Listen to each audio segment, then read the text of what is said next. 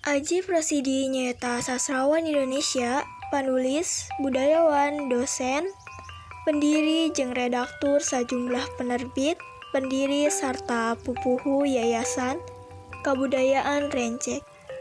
Anjeunna dilahirkeun asup kaping 31 Januari 1838 di Jatiwangi, Majalengka, Cirebon, Jawa Barat. Adjie Prosidi ngamimitian ngalahirkeun karya saat diuk di kursi kelas genep SD. Saat eta tulisannya diterbitkeun koran Indonesia Raya. Dina umur 17 tahun, Adjie Prosidi janten redaktur majalah prosa.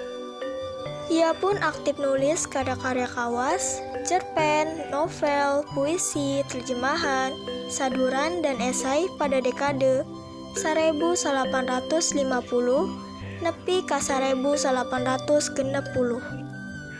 Karyanya loba nu geus diterjemahkeun ka dalam bahasa asing seperti Belanda, Cina, Inggris, Perancis, Kroasia, Rusia, jeung lain-lain.